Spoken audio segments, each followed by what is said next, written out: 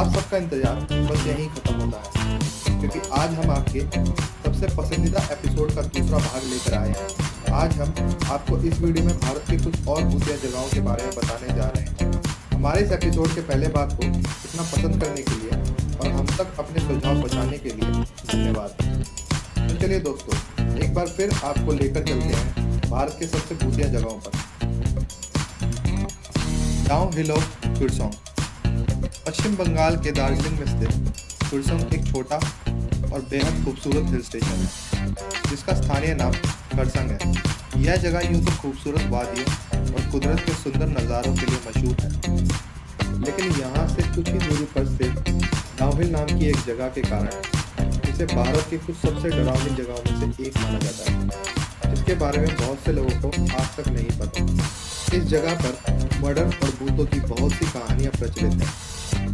स्थानीय लोगों की अगर माने तो यहाँ के विक्टोरिया बॉयज हाई स्कूल में एक दो नहीं बल्कि अनगिनत भूत और आत्माएं रहती हैं, जिसके कारण इस जगह के आसपास में फुसफुसाहट, बच्चों के शोर और भागने की तथा बच्चों के रोने और हंसने की आवाज़ें लगातार सुनाई पड़ती रहती हैं। इस स्कूल के पास ही एक जंगल भी है, जहाँ बहुत से लोगों का मर्डर हुआ है, जो इस जगह को और भी ज़्यादा डरावना बनाती है।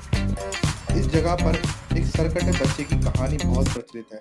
कहा जाता है कि स्कूल के अंदर और आसपास कई लोगों ने एक बिना सर वाले बच्चे का भूत देखा है, जो कभी स्कूल में खेलता नजर आता है तो कभी रोड पर चलता हुआ नजर आता है और फिर अचानक जंगल में कहीं गायब हो जाता है। जो भी व्यक्ति इस सरकटे बच्चे के भूत को एक बार देख लेता है, उसे यह बच्चा हर जगह दिखाई देने लगता है और हर पल किसी नकारात्मक साये के होने का एहसास होने लगता है, जिससे डर कर कई लोगों ने आत्महत्या भी कर ली है।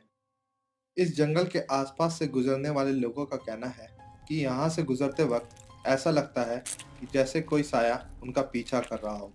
स्कूल से जंगल के बीच के रास्ते में आप किसी भी टाइम गुजरते वक्त खुद को अकेला महसूस नहीं करेंगे, क्योंकि यहाँ हमेशा कोई साया आप पर नजर रखे होता है। मुकेश मिल्स। मुकेश मिल्स मुंबई के कोलाबा में स्थित है। एक ज़माने में यहाँ बहुत से मजदूर काम किया करते थे, लेकिन एक रात इस फैक्ट्री में आग लग गई, जिसकी चपेट में आने से कई लोगों की जान चली गई, जिसके बाद से ही मुकेश मिल्स हमेशा के लिए बंद कर दी गई। लेकिन इस जगह में एक अजीब सी आकर्षण के कारण इस जगह को फिल्म्स और टीवी सीरियल की शूटिंग के लिए इस्तेमाल किया जाने लगा। इस जगह पर कई फिल्मों की शूटिंग हुई है, जिनमें से हम फिल्म का गाना चुम्मा चुम्मा दे दे और वांटेड मूवी का एक फाइटिंग सीन भी हम सबको याद है। सबसे आश्चर्यजनक बात यह है कि यहाँ कोई भी सूरज ढलने के बाद शूटिंग नहीं करता। मशहूर एक्टर अमिताभ बच्चन ने भी अपने पर्सनल ब्लॉग में इस जगह के बारे में जिक्र करते हुए कहा था कि यह जगह काफ़ी मिस्टीरियस और डरावनी दिखाई देती है। कई बॉलीवुड एक्टर्स और डायरेक्टर्स यहाँ शूटिंग करने से इनकार कर चुके हैं, क्योंकि ऐसा माना जाता है कि यह जगह बेहद खतरनाक है और यहाँ फैक्ट्री की आग में मारे गए लोगों की आत्माएं भटकती रहती हैं। ऐसे ही एक हादसे के बारे में बॉलीवुड एक्ट्रेस काम्या पंजाबी ने भी अपने इंटरव्यू में बताया।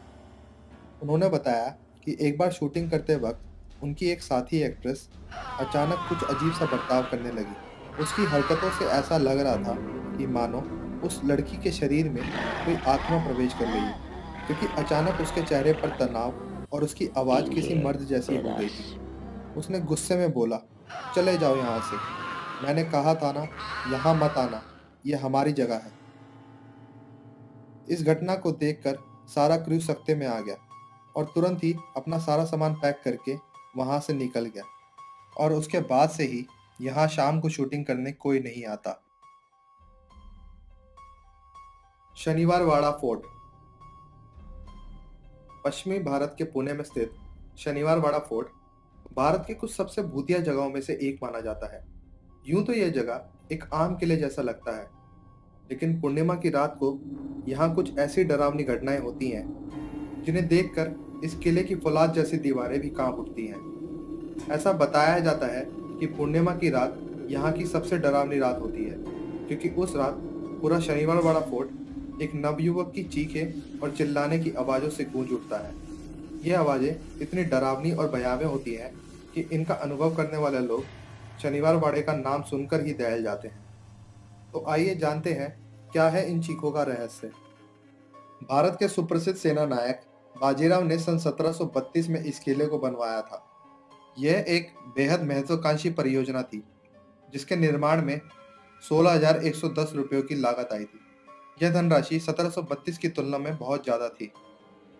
बाजीराव और उनके बेटे बालाजी राव की मौत के बाद बाजीराव के सबसे छोटे पोते नारायण राव ने पेशवा की गद्दी संभाल ली और महज 16 साल की आयु में उनको पेशवा बना दिया गया।